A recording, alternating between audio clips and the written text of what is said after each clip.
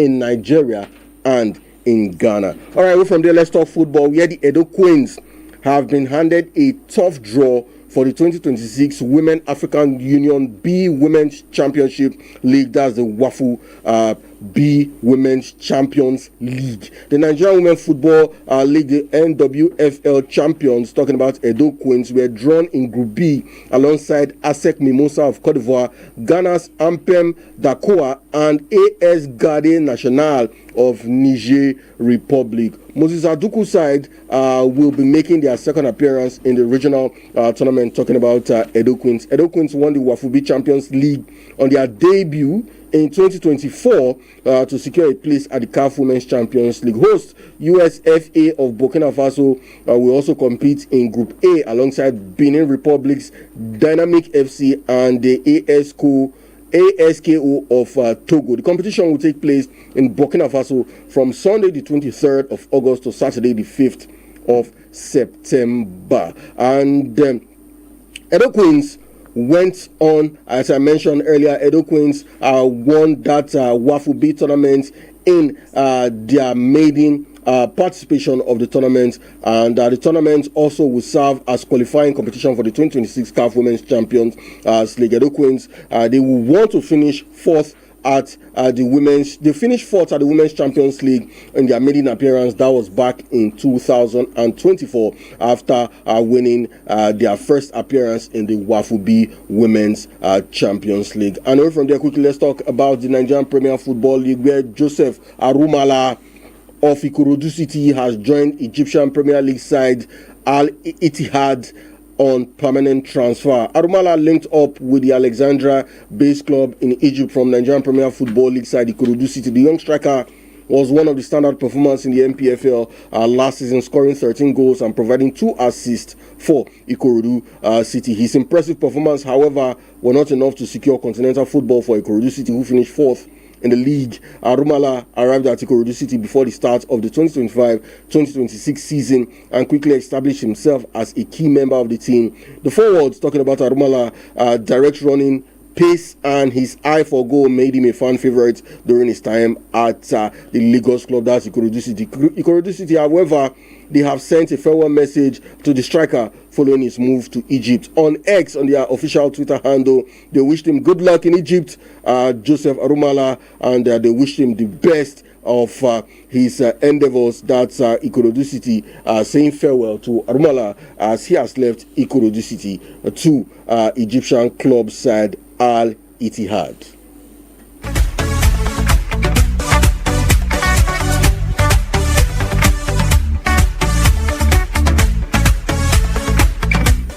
All right, tragedy again has struck Nigerian football, and at this time, a young Nigerian referee, Awang Solomon Maram, has reportedly died after collapsing during a fitness test at the Moshood Abiola National Stadium in Abuja yesterday.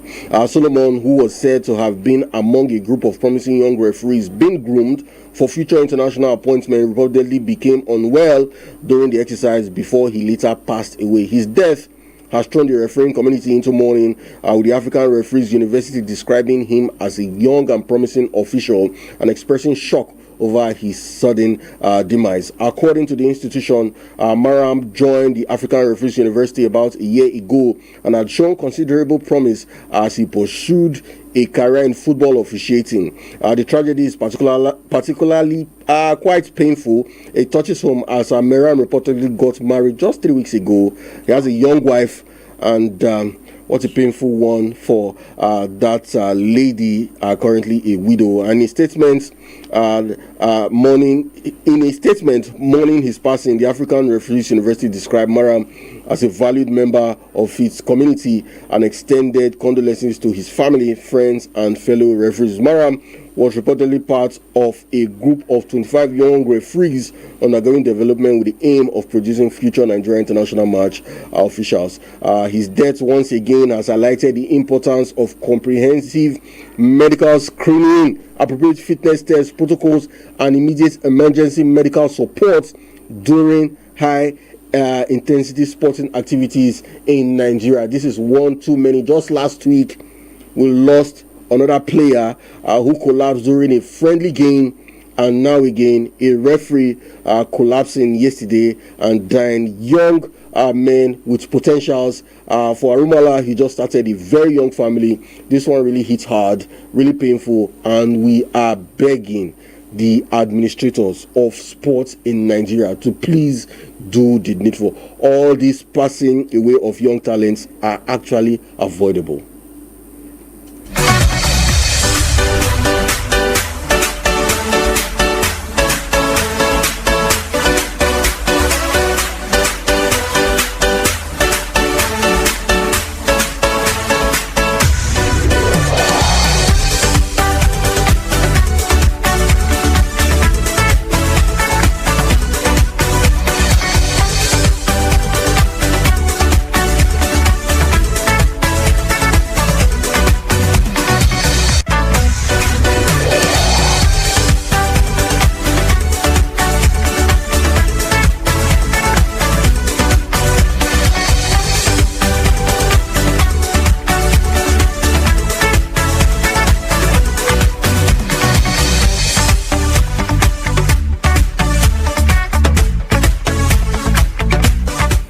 Still sticking with Nigerian football, former national team captain Silvanus Okpala believes the move to sanitize Nigeria's football is a step in the right direction. Talking about the Nigerian Football Federation, he has, however, cautioned the federal government of Nigeria on the composition of the proposed normalization committee that will take charge of Nigerian football for the next 3 months before election is conducted to ensure thorough cleansing of the football system in Nigeria.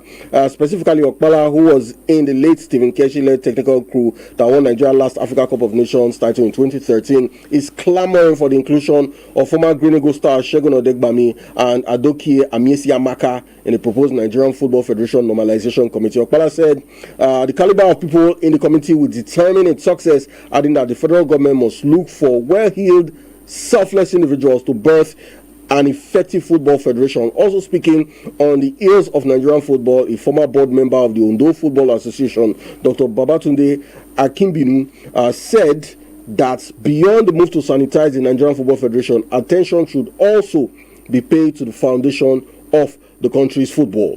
And away from Nigeria to the continent, CAF referee of the year Umar Atan has received an invitation from UEFA to attend UEFA's men's summer course in 2026 in Geneva, Switzerland. The prestigious refereeing course is scheduled to take place from August 31st to September 2nd, 2026, bringing together leading match officials for technical and professional development. Just a quick reminder, Umar Atan was that referee who was denied entry into the United States of America by Donald Trump because he's from Somalia, and the United States has flagged Somalia as a country of interest and in Trump's own words a terrorist country. But Umar Atan right now has been given a nod by UEFA to attend his summer training course in 2026. Also, Umar Atan was the first African referee to officiate the UEFA Super Cup game we saw not too long ago between the Champions League winner PSG and the Europa League winner Aston Villa. So Umar Atan has become a poster boy for African referees globally. Good one for Umar Atan, and I wish him all the best in his career also. And quickly, still talking about African football, Patrick Vieira has been appointed the new head coach of the Senegalese team, the Teranga Lions, and the former France international replaced Pape Thiaw, who left his position following Senegal's early exit from the 2026 FIFA World Cup. Vieira's appointment was unanimously approved by the Senegalese Football Federation, the FSF, on Monday. And according to the Senegalese Football Federation, the appointment of the former Arsenal midfielder is part of efforts to strengthen the technical management of the national team and help Senegal achieve its sporting ambition. Now, despite discussions are ongoing between relevant parties over the administrative and contractual duties surrounding Vieira's assumption of the role as Senegalese head coach.